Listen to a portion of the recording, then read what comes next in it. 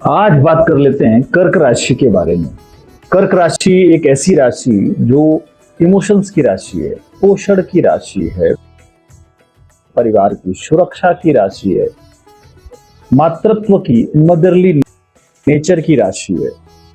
एक ऐसी राशि आपकी कुंडली में अगर ये किस किस भाव में बैठी हुई है, उस भाव से जुड़ा हुआ क्या परिणाम देगी, कर्क राशि जीवन में क्या प्रभाव लेकर आती है, क्या स्वभाव होता है कर्क राशि का, करियर किस दिशा में जा सकता है, धन संपत्ति की अगर बात की जाए तो धन संपत्ति जीवन में कैसी रहने वाली है, ये सारे सवालों के जवाब आज इस वीडियो में होने वाले हैं। तो शुरुआत करते हैं कर्क राशि के बारे में। कर्क राशि आपकी कुंडली में अगर पहले हाउस में लिखी हुई है तो जैसा कि मैंने बताया कि ये पोषण की राशि है, नरिशमेंट की राशि है, सुरक्षा की राशि है, भावनात्मक इमोशनल कम्युनिकेशन की राशि है। यहां पर कर्क राशि आपको क्या संदेश देने आई है, पूर्व जन्म से क्या संबंध लेकर आए हैं आप कर्क राशि में, क्यों मिली है आपको कर्क राशि, ये सब सवालों के जवाब होने वाले हैं इस वीडियो में। तो शुरुआत करते हैं। अगर कुंडली में 4 नंबर राशि लिखी हुई है तो पहले इसके बारे में समझने की कोशिश करते हैं। कर्क राशि क्या करती है? कर्क राशि जहां भी होगी वहां पर व्यक्ति का मदरली नेचर होगा।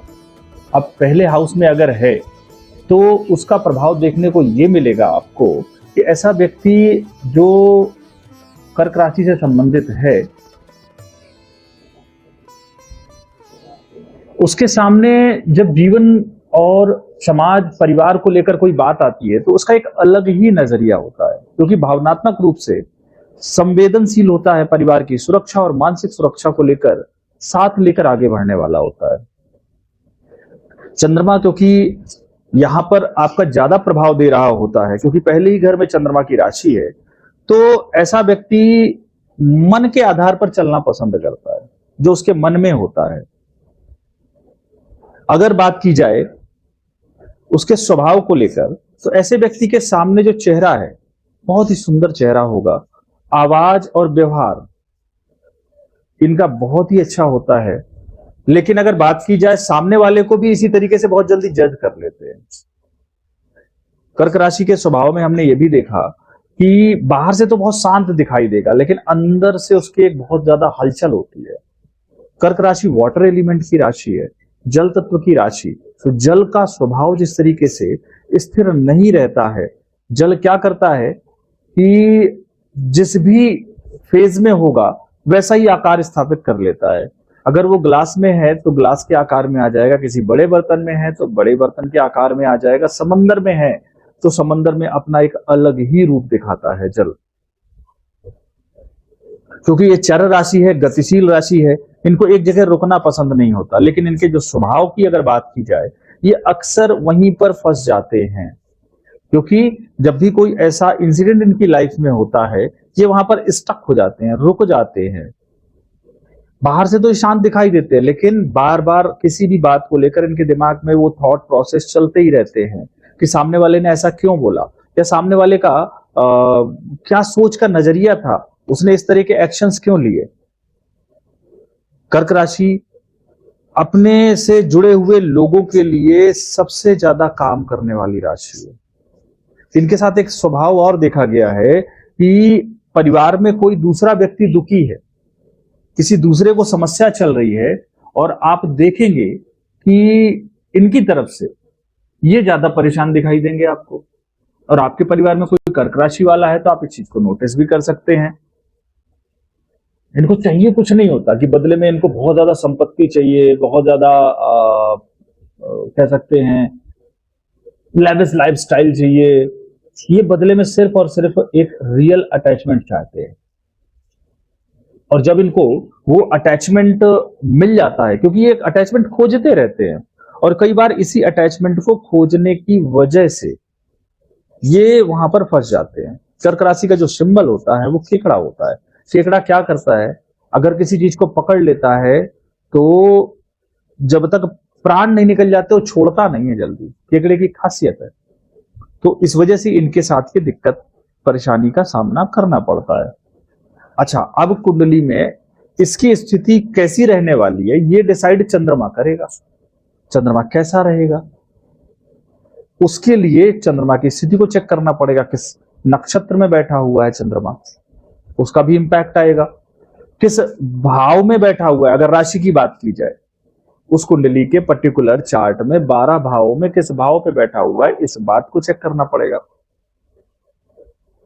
और क्योंकि इनके जब करियर की बात आती है तो कर्क राशि बताती है मूवमेंट को, तो इनके काम में अगर मूवमेंट होता है, कर्क राशि बताती है वाटर एलिमेंट को, जल तत्व को, लिक्विड को, तो इनके कार्यों में अगर कोई ऐसी चीज इन्वॉल्व है जो या तो मूवमेंट से जुड़ी हुई हो या केमिकल से जुड़ी हुई हो या लिक्विड से जुड़ी हुई हो, उस फील्ड में ये बहुत अच्छा काम करते हैं।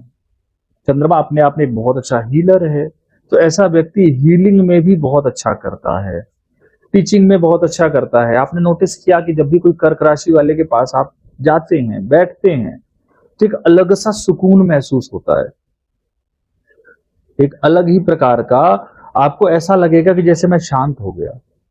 लेकिन इनके जो स्वभाव में आप देखोगे, ये बाहर से तो शांत नजर आते हैं, लेकिन अंदर से जो इनका एक समंदर की, जैसे जो एक समंदर है जो बाहर से बहुत शांत है लेकिन अंदर बहुत सारी हलचल चल रही है, इनके साथ कुछ वैसा ही होता है। समंदर की तरह ये इनके विचार, इनकी थॉट, इनके इमोशंस अप डाउन करते रहते हैं। जैसे टाइड आता है समंदर में, तो इनके विचार भी ऊपर नीचे होते हैं। इसीलिए देखा गया है कि जब भी अमावस्या या पूर्णिमा का समय होता है, उस समय कर्क राशि वालों के साथ थोड़ा इमोशनल इम्बैलेंस भी देखा गया है।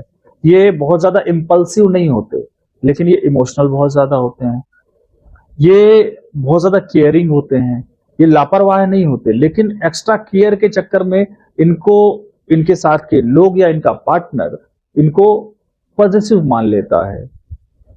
इनके लिए टाइम टाइम पर ट्रैवल करना बहुत जरूरी है। कर्क राशि वालों, आपके लिए 2026 की अगर बात की जाए तो रेस्ट ऑफ द टाइम आपके लिए बहुत बेहतर जाने वाला है, क्योंकि अभी के तक आपने क्या नोटिस किया कि आपके धन भाव पर केतु का गोचर और अष्टम भाव पर राहु के गोचर की वजह से आपके जीवन में पैसा नहीं रुक रहा था। पैसा आ तो रहा था, लेकिन आपने नोटिस किया कि वो पैसा रुक ही नहीं रहा आपके पास। परिवार में भी इसी तरह कलह कलेश की स्थिति बनी हुई है। धन भाव पर और राहु का अष्टम पे होने पर आपने ये भी नोटिस किया कहीं ना कहीं मदर के साथ कोई हेल्थ इश्यूज भी बन गए, कोई अचानक से रहस्यमय बीमारी प्रकट हो गई जिसकी वजह से आपको उनको लेकर हॉस्पिटल के चक्कर लगने पड़े। मदर के कुछ ऑपरेशन के योग बने होंगे, माइनर रूप में या मेजर रूप में कोई ऑपरेशन का योग बना होगा, क्योंकि राहु ने यहाँ पर 4th हाउस पे इंपैक्ट डाला तो एक मिस्टीरियस कोई ना कोई बीमारी देगी। वही केतु आपकी कुंडली के करियर हाउस से भी जुड़कर आपके करियर से जुड़ी हुई चीजों को लेकर आप प्रयासरत रहे हैं, पर उनकी चीजों में कटाव होता चला गया। आपने ये चीज नोटिस की।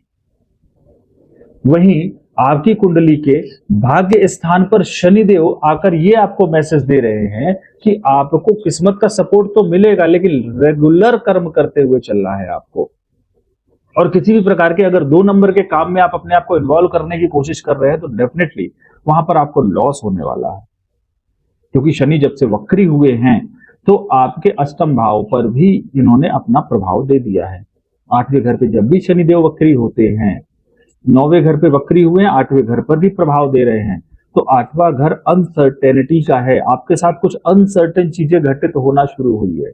वैसे आप वाणी के बहुत सॉफ्ट होते हैं, लेकिन जब कोई बात गलत आपने देखी होती है तो आपसे बर्दाश्त नहीं हो पाती, शब्दों में आपकी चीजें बेहतर नहीं रह पाती हैं, और कई बार वही शब्द जो आपने दिल से अच्छाई के लिए बोले हैं सामने वाला गलत समझ जाता है। तो इस तरीके से आपके जीवन व्यक्तित्व पर प्रभाव पड़ता है चंद्रमा का, राशि का। वैसे अगर एक राशि या एक भाव के आधार पर ज्योतिष का प्रेडिक्शन नहीं किया जा सकता, और अगर आप कर्क राशि वाले हैं और आपको ये वीडियो से चीजें कुछ सीखने को मिली हुई हैं, तो निश्चित रूप से आप कमेंट में कर्क राशि लिखें, और इससे डिटेल्ड एक वीडियो मैं लेकर आऊंगा जिससे किस भाव पर कर्क राशि अगर है तो उसका क्या प्रभाव होने वाला है। लेकिन अगर आप कर्क राशि वाले हैं तो एक मंत्र का चैंटिंग आप अवश्य किया करें, जाप अवश्य किया करें। सानंद मानंद धमने वसंतम, सानंद मानंद धवने वसंतम, आनंद कंदम हत पाप वृंदम, वाराणसीनाथम नाथ नाथम, श्री विश्वनाथम शरणम प्रपद्ये। ये मंत्र का जाप करना आपके लिए बहुत लाभदायक होगा और इस मंत्र का जाप आप अवश्य करते रहा करें। और ये वीडियो आपको अच्छा लगा है, लाइक करें, कमेंट करें, शेयर करें, चैनल को फॉलो कर लें और ज्योतिष से जुड़ी हुई इस तरह की पॉजिटिव जानकारी के लिए आप जुड़े रहें। धन्यवाद। राधे राधे।